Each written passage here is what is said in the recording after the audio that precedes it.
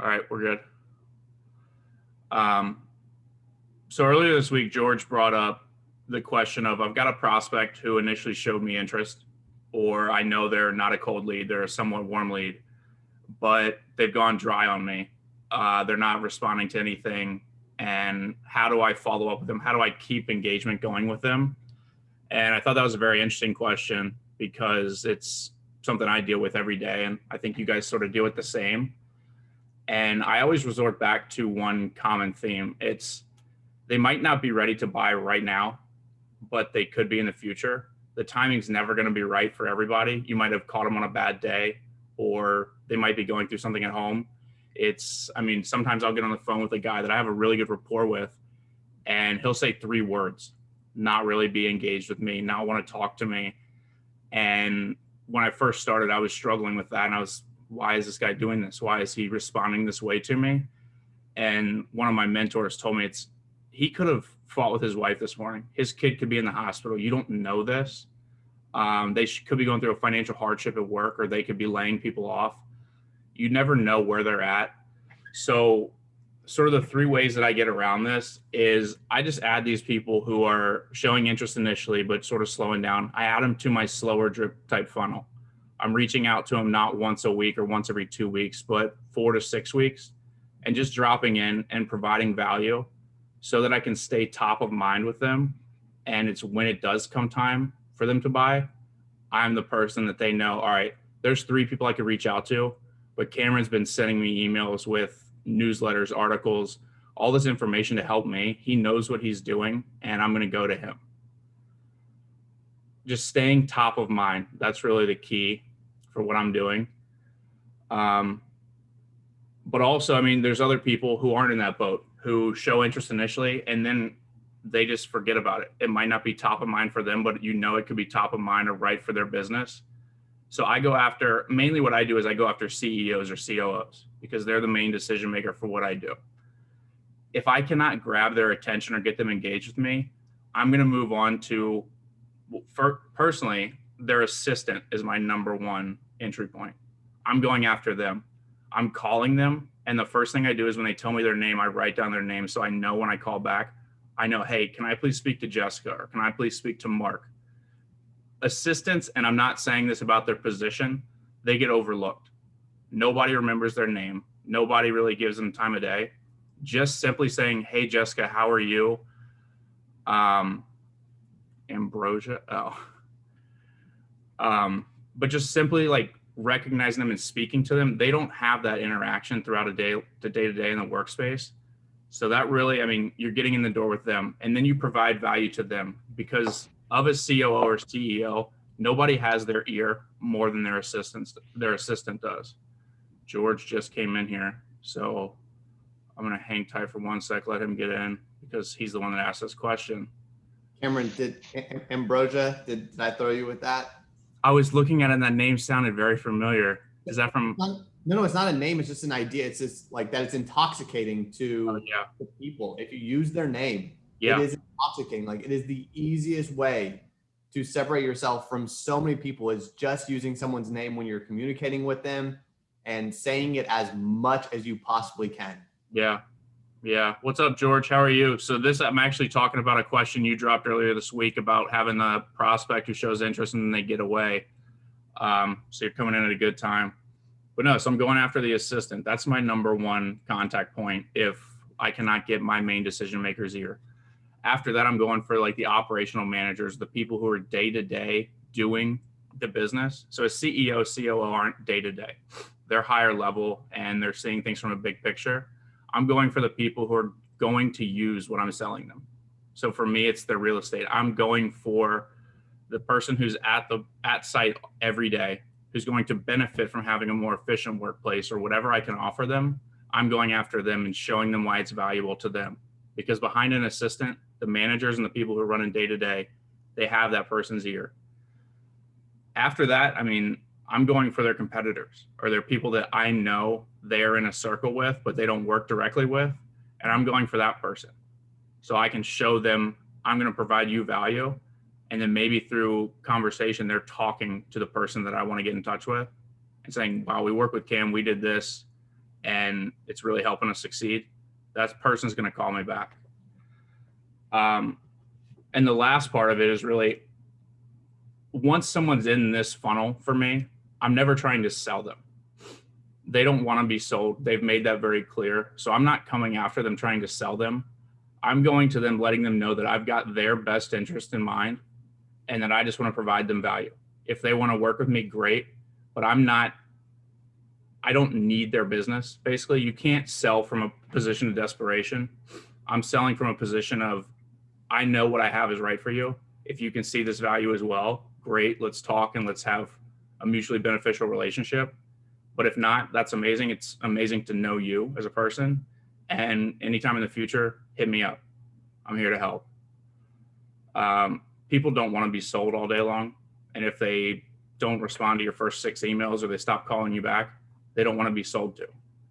They want value. And at the end of the day, making results for them is, I mean, you guys both, you and them both need to have results. That's all that matters. So at the end of the day, if they think what you do can bring them the results they need, they'll call you. If they know what you're doing will provide them value. If not, they're not going to call you. So it really just goes back to the whole value thing. Provide them value, as much free value as possible without giving away everything. But that's why being an expert is key. You can show them the value to it, but they know that they're going to pay you because you're going to do it better than they could do. You're going to save them time, you're going to save them money, and you're going to save them heartache. Those are the 3 keys that I really hit on. And being able to show that you're an expert by providing them this value, they'll call you. And that leads back to what happened to me Monday. I've got a deal that 9 months ago, we were working with 2 medical groups who wanted to merge. And they were iffy about it. And about 8 months ago, they went completely dark. Over that 8 months, I just kept sending them once a month, either a video of me just talking, saying, hey, this is what I checked out as far as real estate wise and how I could help you. Didn't ask for anything, didn't try to sell them anything, and didn't even show them directly with their real estate. But that's what I would send them. Then I would send them a newsletter of how 2 similar groups did what they were trying to do and say, hey, check this out. The 7th through 12th line, I think really applies to you. Let me know if you have any feedback. Didn't hear from them. That was 7 months ago. But on Monday when they called me, that's the first thing they referenced. So I just kept doing this for 8 months. And then Monday they called me back and said, hey, we were going through a rough patch with COVID and everything. We never forgot about you. We're ready to work. Let's do it. And Monday or Tuesday of next week, I should have pretty substantial closing coming up.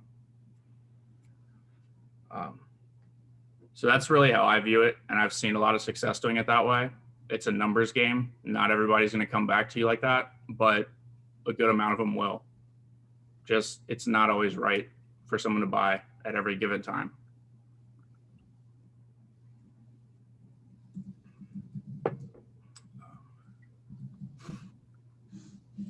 So go ahead. And if anybody wants to talk about this, I sort of went the long-winded version there. Yeah, Cam, I mean, for me, that's something I deal with on the day-to-day too. For my SaaS company, we're also in the real estate vertical, and I'm on the enterprise team and just started like 3 weeks ago. So definitely have experienced that kind of calling into assistance and how important it is to build those relationships. And a lot of times, I mean, especially, a lot of these people within, the past few months with COVID and stuff, they have a lot of other things going on. So you might hit them on like a wrong day and you just kind of never know. But it's important to kind of keep that cadence up. And I know, for me, I don't have as much control over the sequence as you do. As it seems, I'm much more, my job's more focused on just, reaching out via the phone, and the kind of, a lot of it's much more the cold calling, which is kind of rough sometimes, but kind of being thrown to the fire a little bit. But I totally agree with you with, even with your deal for how long it's taken, you just never know. You have to kind of still provide that value. And that's one of the things I'm kind of, I wouldn't say struggling with, but it's kind of hard for me being in the limited SDR role that I am. I don't have a lot of control over the value I get to send out. Like our company sends out like automated emails for my sequence, and I can't really touch it. Like I can't send these people personalized videos. So it's kind of me figuring out another way to provide these people value when I'm touching them, and via the various touch points of my sequence personally. Yeah, totally. So do you guys have company-wide meetings where you can talk to the people who are in charge of sending these out? So we do sometimes. My position's kind of unique. So the company I specifically work for, it's called RevGen, and their model is basically you come in for 4 to 5 months, and they're a SaaS company, and they have contracts with companies throughout Raleigh, Durham, Yeah. and you work on a specific campaign for a SaaS company. So we're almost like a kind of off branch of what an in-house SDR team would be. So the company that we're working with has their own AEs, and they're the ones closing the deals. We're the ones going out and doing all the prospecting. So we don't necessarily have a lot of say in what the AdWorks sales team is. That's the name of the company, AdWorks. It's like a digital marketing platform. We don't have a lot of say in what they kind of decide. It's kind of us, kind of down at the bottom. Okay. But in terms, we do have some meetings with them on the weekly, and they kind of will, tell us what they're doing in terms of trying to build that value or some tweaks that we can make. But it's not something where we have like a full-on company meeting with them and kind of explain our process. Okay. No, that's the exact position I was in when I was at Goldman. So I didn't have say over it. The one thing I did do was it's sort of over the consistent dropping value. I would every single meeting say the exact same thing to the people who were handling the emails. I said, hey, this is my thought on how you can improve it. And if it's something you want to do, let's talk about it. And it took 2 months of every week saying the same exact thing, but they eventually reached out to me. And all I did with them was add one additional funnel. And it was what I just talked about, just sort of the not cold leads, the not warm leads, just the lukewarm right in the middle. Yep. Hey, when someone gets in this funnel, this is how we can optimize what we're doing. And just leave it up to them. Put it in a position where they're going to be the hero for doing this. But say this is going to help me a lot. I think you should do this, or let's test it out, and I'll be your guinea pig. Yep, for sure. But no, that makes a lot of sense. Yeah, I mean, for me, I just started 3 weeks ago, and the nature of my position is much more, at least for SDR. And when you're at Goldman, it's much more, just handling all the cold outreach, which can be challenging to really build value. I'd much rather try to be in a position where I could, send videos, send, newsletters and articles and all that stuff. So, but it's been a good challenge so far. Yeah, totally. I would just say if above anything, try to create that relationship with the people who are in the position that are sending that out. Yeah. And they'll listen to you. I mean, they're in the same position as you. You're basically going off of, you're doing what they're telling you to do. And they're doing a blind, basically this is what we think they need. They're usually pretty open to feedback unless they've been there for a very long time and are stuck in their ways. But from my experience, they're pretty open to feedback.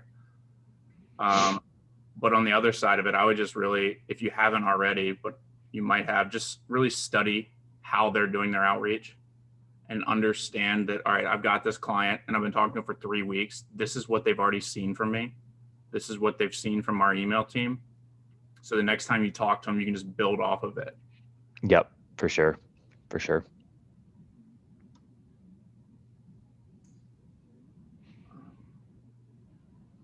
I got a question, Cam. Yeah. When you talked about, sending those follow-up like articles to people who have kind of gone dark on you, and you're really not trying to sell them, you're trying to show like, hey, I'm trying to add value. I'm in the marketplace. I'm staying up to date with things. So when you send those articles, like what does the body of the email look like? I know you like to keep things pretty short and concise, but do you say something like, hey, just read this, or hey, this just happened and I thought of you, 2 more sentences, or could you walk me through like an example of what you would put in the body of that email? Yeah. So I would basically go like, hey, Kirk, hope you're doing well. circling back to our conversation last week on internal rate of return, I found this, and then where I would say article, I would have it hyperlinked to how BizJournal discusses what we were talking about. It's a great perspective that's a little different than mine. Let me know your thoughts. Okay. Or I like this perspective a lot, and I think we could attack it from this angle. Let's chat next week. Sort of giving them a call to action on it, but also showing how it's personalized to them. Yeah.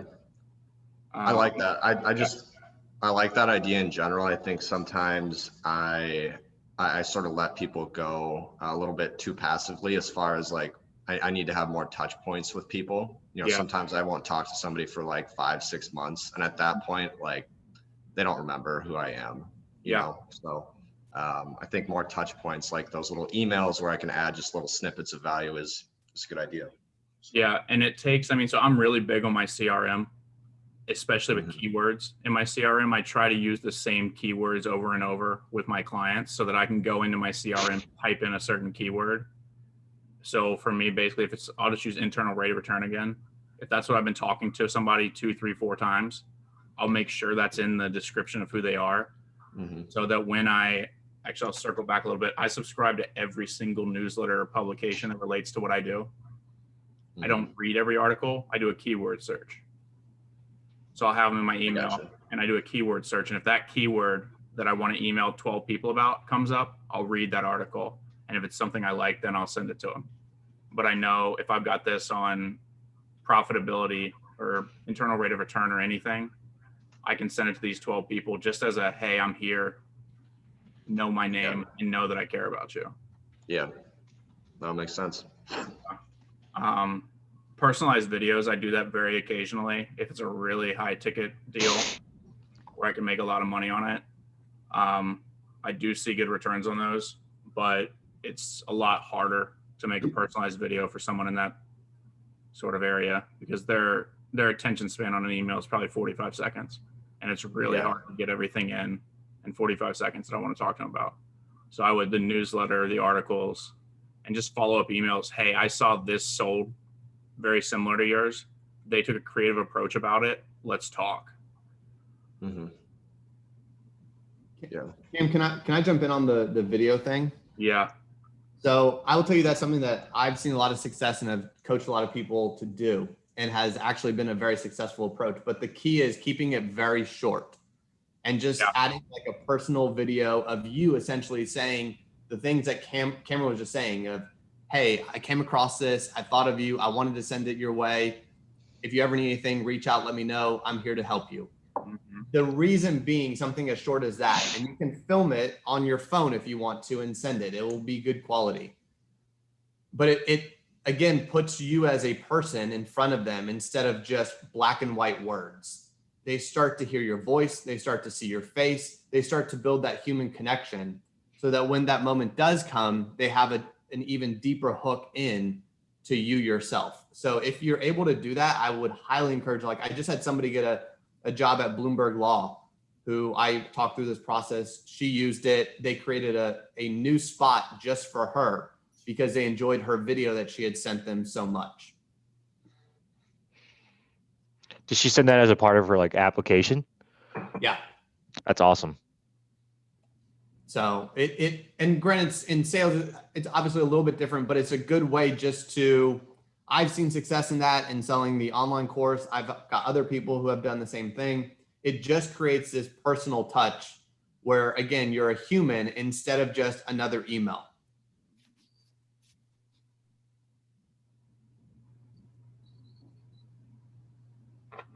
Yeah, I totally agree. I mean, the goal with it is just to put your face in front of them and stay top of mind. That's honestly, it comes before value, in my opinion. Obviously, you need to provide value so they can equate the value with your face and your name. But a lot of times it's people aren't thinking about what you're selling on a daily basis. They don't, you know, all your competitors by heart. They don't, but they could go online and say, hey, I need to buy this software. These are my 3 options. Boom, Sam or Kirk or anybody, they've been reaching out to me. I'm going to go to them first. Yeah. that's the goal of this type of prospect in my eyes. One of the challenging things for me is like my position is really just booking demos for our enterprise platform and figuring out a way to, over the phone, show these CEOs of these large brokerages the value of taking 30 minutes out of their extremely busy day to sit down and walk through a demo of with one of our account executives. And a lot of times it's not just the big firms. I deal with a lot of like small independent mom and pop brokerages too. So that's a whole nother kind of ball game of, building that value, because a lot of times when I call on them, they're like, oh, well, we don't want to grow our brokerage. We're like, we're fine with 3 people. We don't need to, use an automated retargeted ads platform to, go bring in some other agents, or, especially now with like the holidays coming up, a lot of these people are just like, call me Q1 of next year. I'm not really interested right now. So that's kind of one of the big objections I've been working through in these past 3 weeks. Yeah, I agree. The holidays are a tough objection to everybody. The one thing that I've always sort of gone back to is you want to provide your client with a level of care where they feel as special as possible. Sometimes with larger companies, they don't get that. They get more of an automated system where they feel like they're just a number. And when it comes time for the holidays, I use that and I say, hey, everybody else is in the same position as you. Right now, you're in a position to where when you're onboarding, you've got our full attention. You've got all of our attention. There's not many people that are coming in right now. And the level of care you're going to get now is as high as it's possibly ever going to be. That's definitely. Yep. The holidays are tough. That's a lot of people just zone out and just dismiss work altogether. Yeah, for sure. That's something I've picked up on my calls, and even, people have talked about some states, are locking down because of the virus again. And then, I've had some brokers who are like, I'm just not dealing with anything till after the election is sorted out. So yeah, I hit on that, the level of care, and also the New Year's resolution angle. You want to start the 2021 off as hot as possible. Let's have this up and running by the end of December, so that when you set these goals for 2021, you don't have to come back out to me and play catch up. Yep. Yeah, I like that. Awesome. Yeah, and I agree with that, especially if they have a competitor too. Reframe it as your competitor is waiting. They're saying the same thing you are. I'm going to wait till 2021. I'm going to wait till the election uncertainty. But now's the time for you to get ahead and essentially separate yourself. And every day that you get ahead, it's harder for them to ever catch up, and to almost put them in this place of, let's not wait for all of this. Let's kind of take that jump and get ahead of the game. And the payoff is basically a risk reward analysis, right? What's your risk if you get it wrong, but what's the reward? If the reward is high enough, all of a sudden somebody who says, yeah, you know what, I would like to get it started a little bit earlier than everybody else. Yeah. And I also, so if you're in a position where you can only I can take on 12 clients efficiently, basically because I know how much time it's going to take me for each client and how much value I can provide them. So if I go above 12 clients, I'm not providing the level of value for them that I want to, and then I sort of make my standard. So I let people know, hey, now's the holidays. It's sort of a downtime. I've got 2 slots left where I can help you in the best to my ability. And if they know you provide value, then you can say, this might not be available in 2 months. I want to get on board now, and I'm excited to work with you. So sort of use that angle, provide, or just push my time is valuable, and it's sort of an exclusive, get in with me now, or it might not be available. Yeah, like Robbie said, it really creates that sense of urgency too. So I'll definitely just wrote those notes. So appreciate it, guys. Thank you. Yeah, no problem, Sam. Let us know how it goes too, man. Yeah, definitely will do. Cameron, I see that we're like running out of time. Are you able to switch it to let me be host so that we can let me extend it?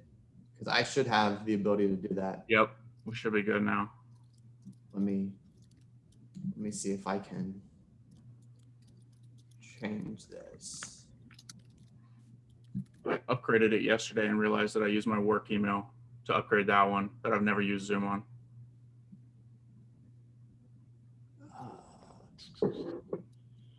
Hold on. I'm gonna jump out and be right back so I can take control of it.